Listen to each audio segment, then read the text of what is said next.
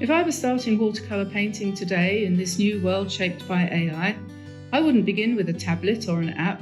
I'd start with something much simpler, an analog sketchbook. Over the next few videos, I'll be sharing how I'd approach learning watercolor from scratch in our digital age, and how we can all preserve the very human side of painting, the part that happens between our hands, our eyes, and our hearts.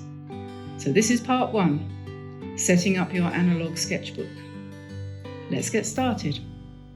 Hi everyone, Diane here, welcome to my channel. Today I'm going to be doing some watercolor drawing and painting, and I'm going to be chatting about a few things that have come up in the last few days. I've got here a piece of greenery from outside, and I've got a bunch more in a pot here, which I'm going to be delving into. But that's not the point of this video, really. The point of this video is to talk about our future as artists. And I've just got an ordinary pencil here. This one says Exeter Tuition Centre on it. And I'm just going to ramble on and draw and paint at the same time. I've got some notes here that I might have to refer to. So please bear with me, because I wanted to say a few things, and it's sometimes a little bit tricky to paint and draw at the same time. But I had the idea the other day that I would do a video about starting to learn to paint in 2026. And the reason why I thought I would do this, I think I've just spiked myself with a thorn on one of these plants. The reason why I thought I would do this was because I saw somebody else had done a video with that title, learning to, if I were to learn to paint, or if I started to take up watercolor in 2026, what would I do? And I watched it because I thought, well, that's interesting, perhaps. What would I do? And so I watched it, and I was a bit disappointed, really, because all he talked about was what paper you should use. Obviously, you should use 100% cotton paper because it's the best. Ha ha. What paints you should use. Obviously, you should use the best you could possibly afford. What brush? Well, obviously, you should use a sable one if you possibly could afford it. And if not, then you should use one of the very best nylon ones, and so on and so forth. And I thought, well, this could have applied. He could have made that video in 1926, and it wouldn't have been any different. Right, I just got my shape there. I'll just grab a brush. Any brush will do. This one's quite small. Let's see how we do with that. Anyway, so yeah, I've got my Kuretake paints here because I'm going to try to do it really easily, no stress. So I thought, well, what would I say? And it's no good me saying, well, what you say is no good unless I can come up with something different, is it? So I thought, well, I wouldn't say those things. What would I say? So I'm going to, over the next few weeks, I'm going to be looking at this question because I think it is a very interesting one. At the moment, we are living in a new world. It's a new world. I'm using a flat brush here just for a change. It's a new world of technology which has just gone, as you know, and I'm not going to hammer on about AI, it's just gone completely crazy. And well, I don't know about you, but I find that what I thought was the truth is constant. I saw a video the other day. It was a bear going into someone's garden and attacking the little dog that was there, well, trying to anyway. And a cat jumped up and scratched the bear on the nose, and it ran away. It was only a bear cub. It wasn't a very big bear, but it could certainly have killed the dog without any hesitation. I'm actually painting, by the way, almost in the dark here because we're in the middle of a power cut at the moment. Power went off around about lunchtime. Luckily, we already had prepared some gazpacho soup, actually. Isn't that amazing? We'd made cold soup for lunch, and the power went out, and so it didn't do us any harm at all because we didn't have to heat it up, although we have got a gas stove, so it would have been okay anyway. But yeah, anyway, what's that? Oh, the bear. Yeah, so the bear came into the garden and went for the dog, and the cat leapt at the bear, scratched his nose, and he ran away as quick as he possibly could. And I was convinced, and I said to Tamsin, oh, look, because I've got a cat that's a bit like that, and I'd just finished reading The Incredible Journey, by Sheila Burnett, I think, or something like that, Sheila something.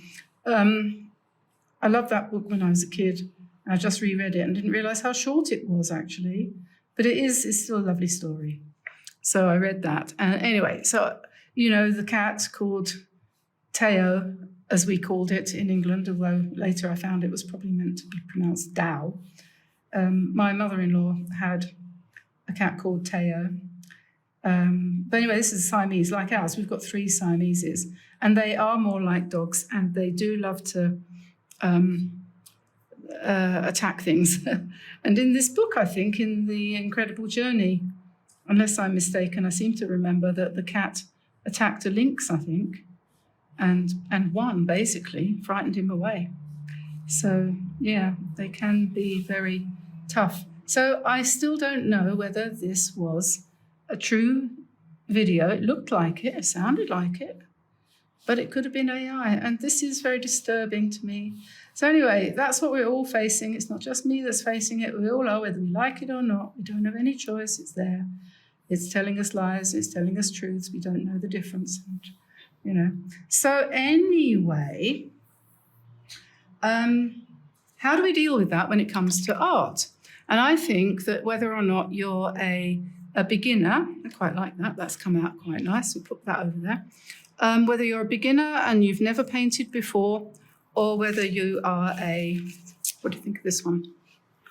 This is a bit of bamboo, so we're going to do that next. Or whether you are a seasoned painter who has done lots of things over the years and plenty of experience and so on and so forth. But either way, for me, I definitely think it is the case that I have got to relearn how I go about finding what to do and how to do it. And I am going to do my best to encourage you to follow along with me on the path that I'm going to be taking, which is not going to be a million miles from where we already are. Now, if you want to paint with paint, there's the thing, 30 years ago to be saying if you actually want to paint with paint rather than anything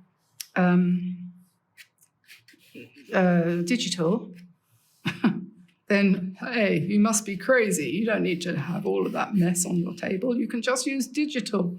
Well, I don't want to. Sorry, thank you very much. Let's put some nice long leaves on here. I don't think I'll paint them. I think I'll just do them with a brush. And I'm going to use a slightly different shape brush. I think I'm just going to use a long... No, I'm not. No, it's quite thin, so I'm going to use a regular longish round brush for these leaves. What's it saying? Yes, so for those of you who want to paint using traditional methods, I want this one here, I think, for this.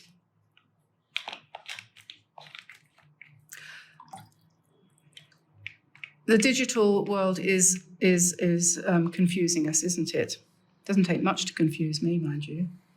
Right, so a leaf, pull it out to the top, and another one over here. Take it over the page, and there's another one coming over here. I'm going to pick up a little bit of, because that's a yellowish green, I'll just find something a little bit dark to put down the bottom. And the stems are yellow, definitely, so we won't be doing those yet. There's nothing quite like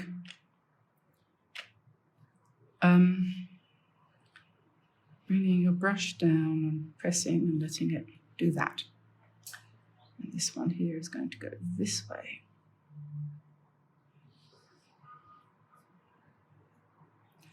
A little bit more dark in the bottom, perhaps.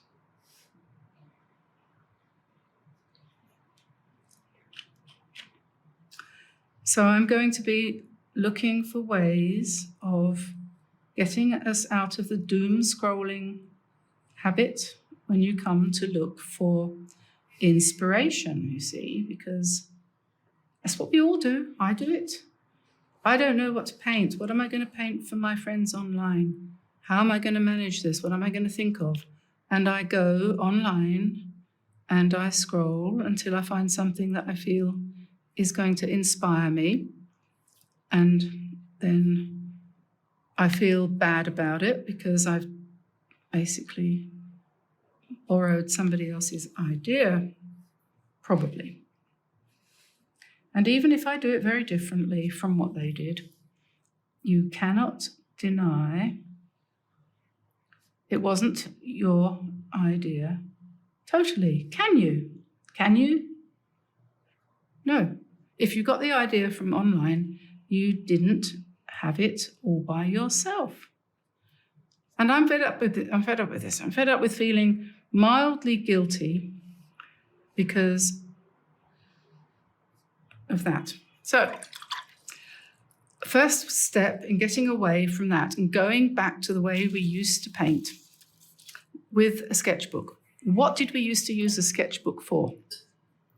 We used to use a sketchbook for ourselves. It wasn't something that we used to share. It was something which we practiced in. We tried to learn how to do perspective. We tried to learn how to paint shapes, paint faces, you name it, and we did it for ourselves, all right? We didn't show it off. We didn't share it to anybody online because there wasn't any online on which to share things. We just had a little book, and in it, we did whatever came to mind. What did we use for our inspiration?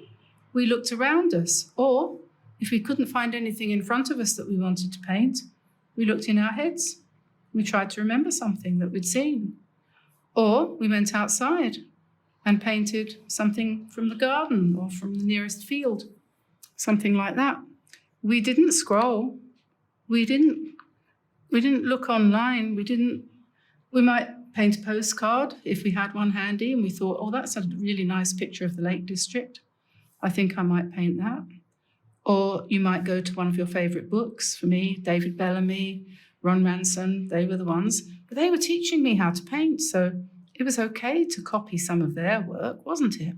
And it was, because I wasn't selling it. How do you get around this? What do we do in order to get around this? What we do is we go back to the traditional sketchbook and we start to do traditional work in our traditional analog, if you like. You can call it an analog sketchbook or just a traditional sketchbook.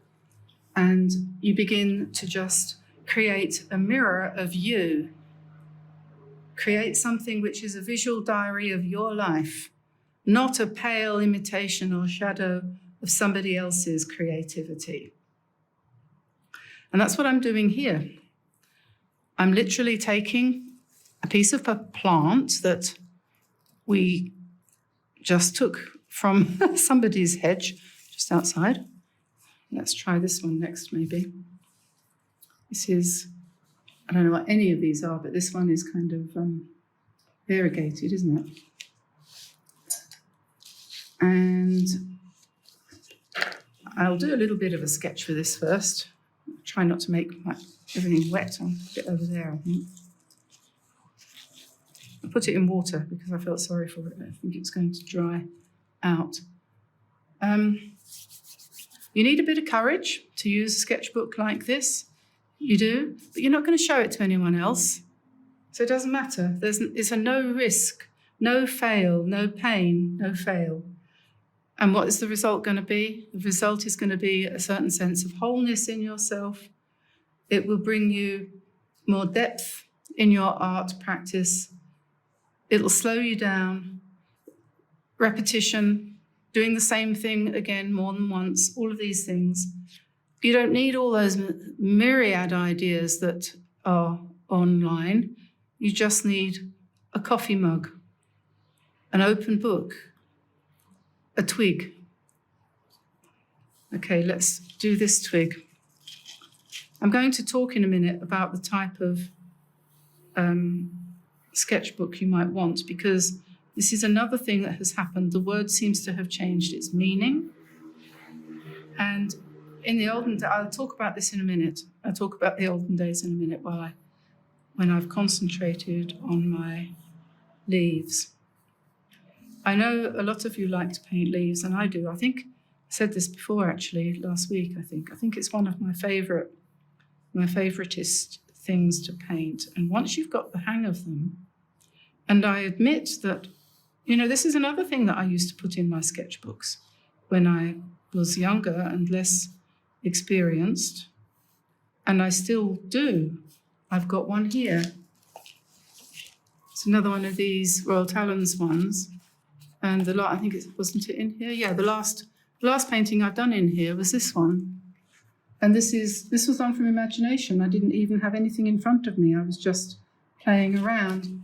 So, and I've got lots of other little things in the beginning of this. This is from last year, when I was here last year. And there's nothing of any value there whatsoever, apart from, to me, remind me that that's what I was doing last year when I was here.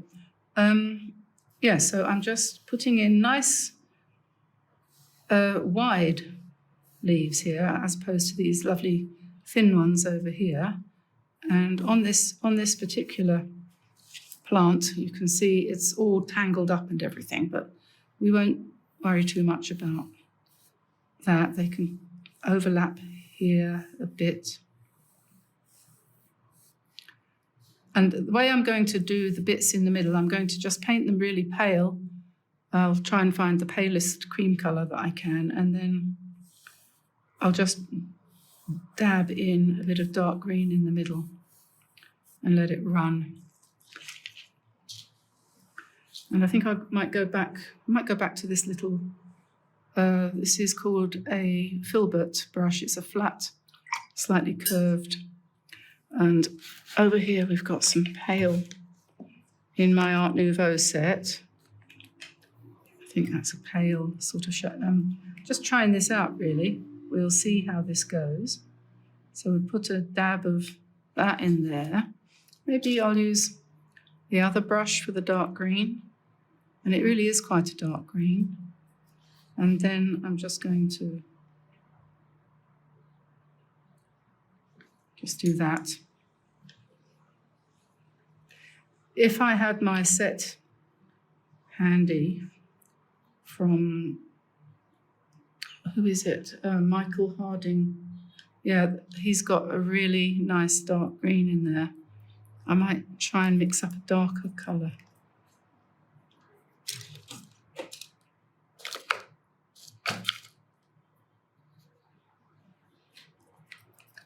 It looks like quite a dark green.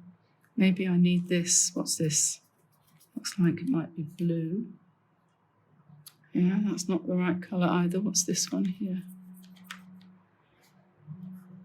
Let's try that.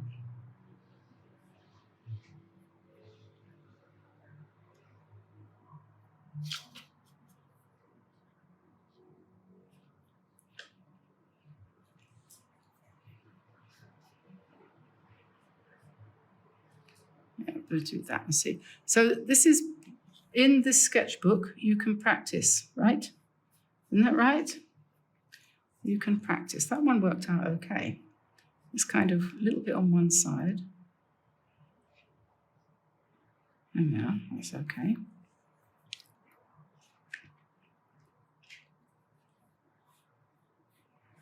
You'll be amazed, actually, how much better you feel about yourself and your painting if you...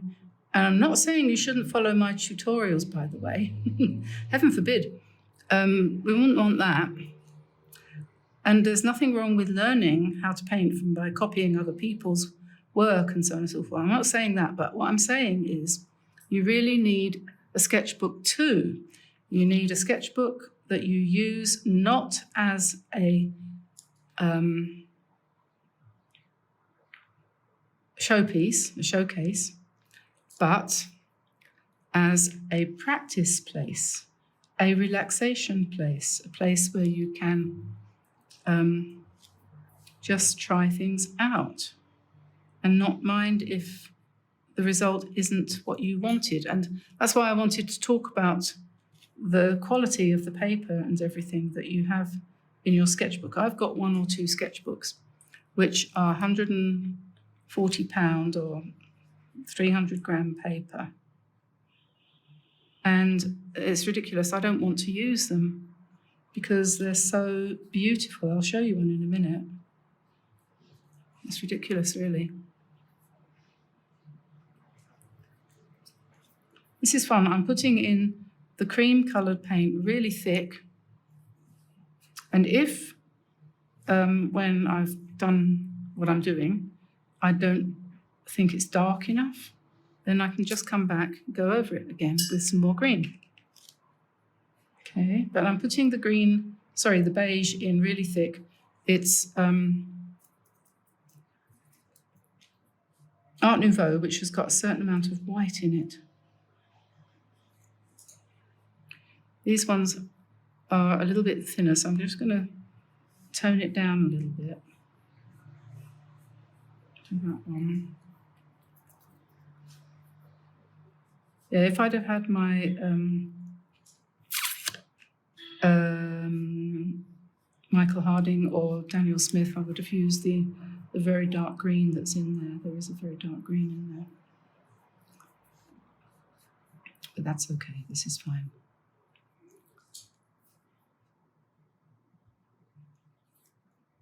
Getting down the bottom here.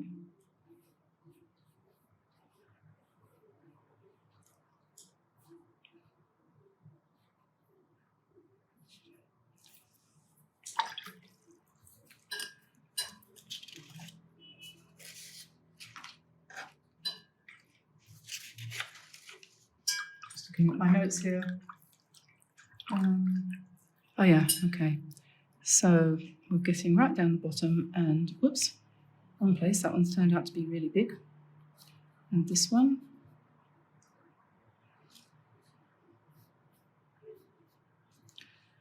And a bit more dark green.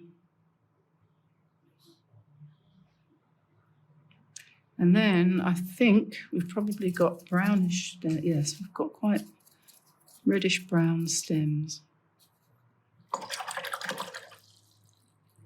Let's try this. Yeah, that's perfect.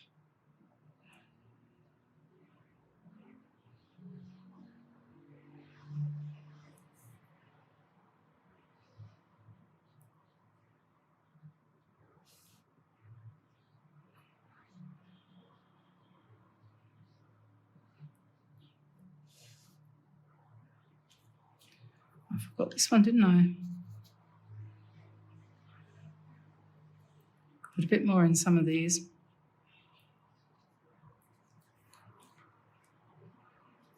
And I'm not going to play around with it because I think it's quite possible that once this has dried, it might look a bit different from what it does now. So there we are. That's our 3. So are you convinced from what I've said so far whilst I was painting that using a sketchbook in the traditional way to practice what you've done and what you're doing is a good idea? Are you convinced about that? I'll just show you now a few ideas on what to avoid and what not to choose when you're looking for a sketchbook.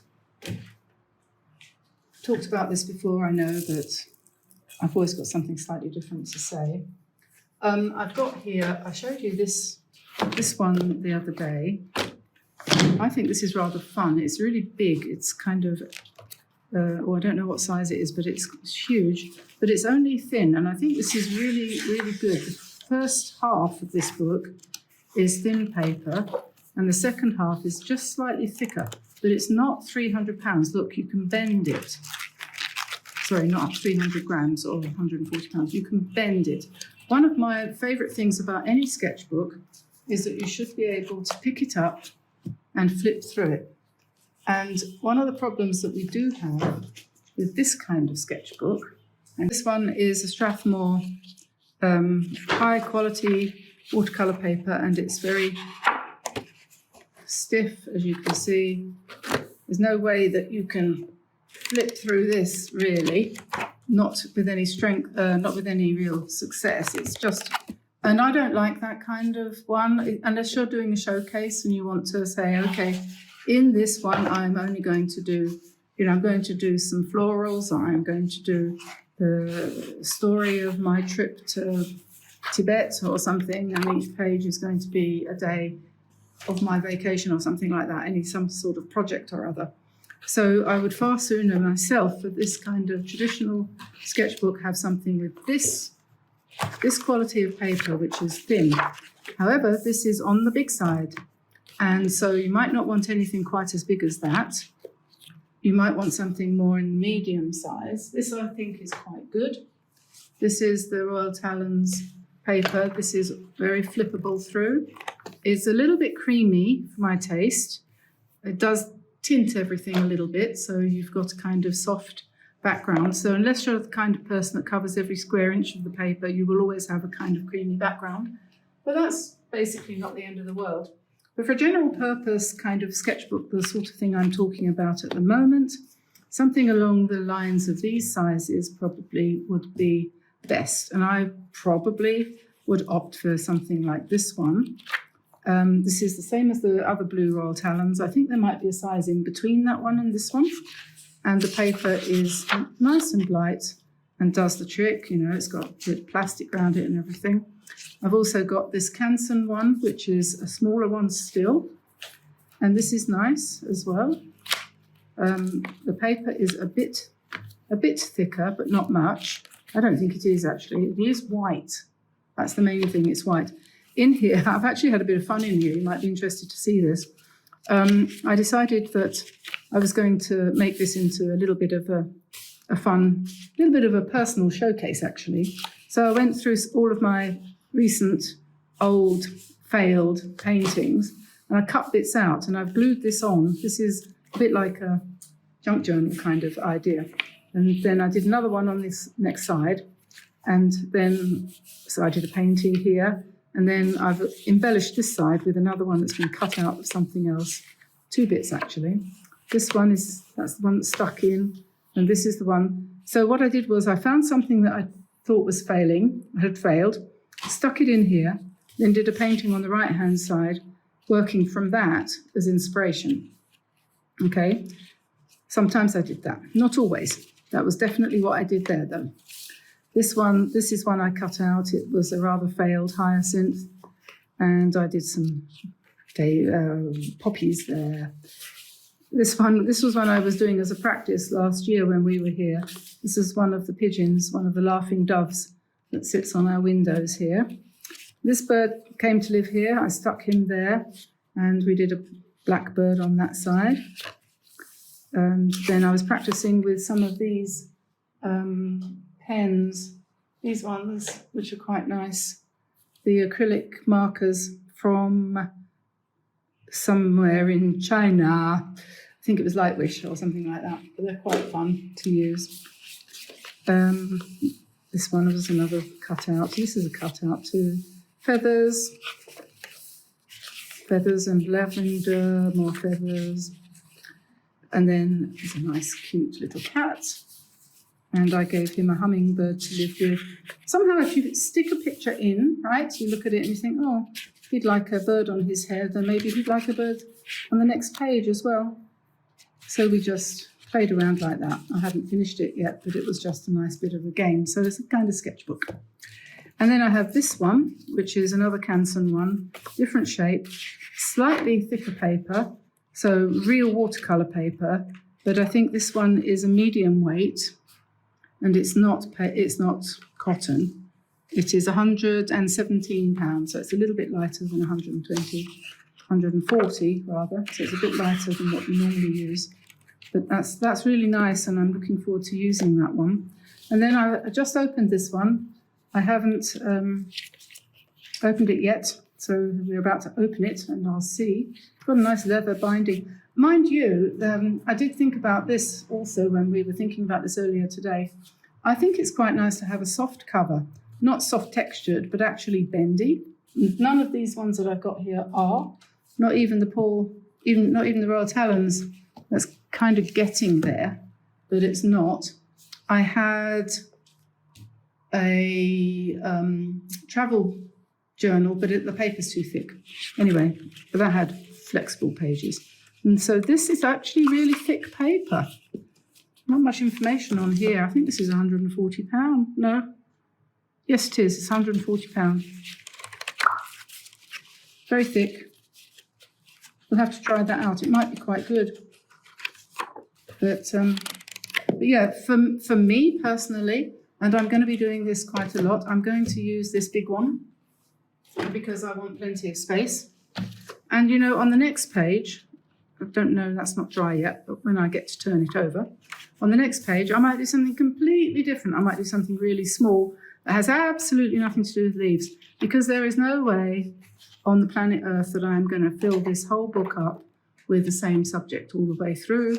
There is no way I, being who I am going to make it coherent. Definitely not. So I'm going to put that over there.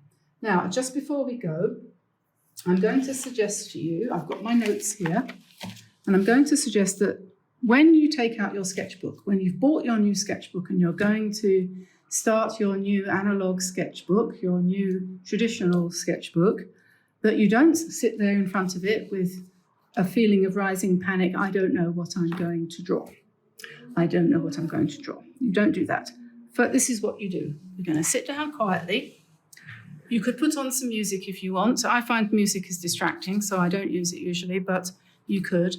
And then, so you turn off everything, all your computers, you put them away. You've not got your iPad there or any phone or anything.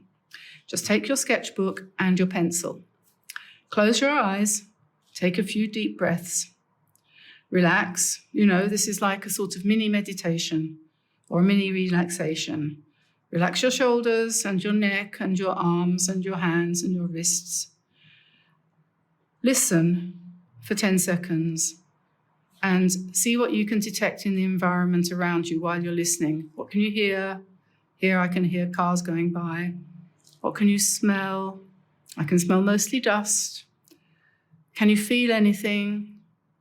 Is any part of you hurting? Have you got a headache or whatever? Or can you feel anything in your hands? And just let those sensations and those sensory input come into your body. And then after a few more breaths, open your eyes and just start to draw. Just start to draw. Open your book. And you've got something in front of you for sure. There must be something on your table. You may not want to use a pencil. You might want to use a pen. You might want to use a brush. I quite like drawing with a biro, but, you know, I don't do it a lot, but I do quite like drawing with a biro. I happen to have a pot of leaves in front of me. So, and I was talking to Tamsin about this earlier. She was talking to me, actually. A lot of this is her idea. So, yeah. What was she saying? She was saying, if I don't know what to paint, what I would do, and she's really good at this kind of thing, then I would just find something in front of me, something really simple, like a mug or a vase or a pot or anything, and I'd draw it once, and then I'd draw it again. And I'd become quite happy, she said, and she is actually, Tamsin, she is one of those people who can find joy, and she is a joy to have around. She's a much better person than I am. She's a joy to have around, yes, most of the time. Not always, Tamsin, but 99% of the time. And she was saying, I could find pleasure in just drawing the same thing again and again and again. Each time will be a little bit different, but it doesn't matter, even if it isn't. It doesn't matter if it's not even different, because it's bringing you all of that relaxation as you do it. Your mind will go wandering, and you won't worry about any of the things that have been bothering you for the last I don't know how long. And I had one lovely lady telling me how, unfortunately, her husband had just recently had a stroke, and she was spending a lot of time at his bedside. And while she was there, she was doing patchwork, preparing the hexagons for her patchwork, and how that was helping so much. And I know a lot of people take their drawing and their painting with them into places like that to try to just help things go a bit more smoothly. And I think it's terribly important to remember to do that. I'm not very good at remembering that kind of thing and following through. But it is very true that it is a great creating something with your hands. And we were talking about this the other day, how it helps your brain to stay fit. And I think was it that lady? I think it was, who said, I think it might be one of the reasons why women's lifespans tend, it's not always the case, but women tend to outlive men, don't they? And she says, I think it's because they're always doing something with their hands. That would be a secret to share with a few men. Anyway, so yeah. So do it once and then do it again. And don't judge it. Don't judge what you're doing. Just do it. Don't fall into that trap of saying, somebody else would have done that better. I'm going to go and look online and find someone. Even don't go and look for me, for goodness sake. But people do, I know, but it's not the best way of making progress. So if you are wanting to learn how to paint or draw in 2026, or even 2025, really, since we're still there, get yourself a new sketchbook and dedicate it, even right on the front of it, perhaps, my analog sketchbook, and only use it for things which are non-AI or computer inspired. Only use it for things that have come out of your own head. And then soon you'll have a mirror of a period of your life that you will be able to keep forever and feel 100% sure that that work in that book was yours and yours alone. Okay? I think that this is something really important that we need to do for ourselves as artificial intelligence and all the technology that we have overwhelms us. And yeah, well, I'm not going to say anything else. I'm just going to put some more leaves coming down the side of my IKEA plant pot here. We went to IKEA here in Cairo yesterday and was absolutely horrified by the prices. My goodness gracious me. Everything here is wildly expensive. Terrible inflation here, and IKEA is making the most of it, I think. Anyway, so I'm going to leave this here. That's my sketch of the day. Probably put a little bit more shadow underneath here, make the tablecloth checked perhaps. I hope you enjoyed this one, watching me paint the leaves, listening to me rambling on. Hope it was of some help or inspiration or comfort or something. And I'll let you go. I'll see you again soon. I think you probably will have had this on Saturday or Sunday. And yeah, take care of yourselves. Have fun this weekend. Most of all, do plenty of painting. I think I'm going to put a pattern on this pot because it looks rather bare, doesn't it? Just put some flowers down here. You see, you just make it up as you go along. Very plain IKEA pot.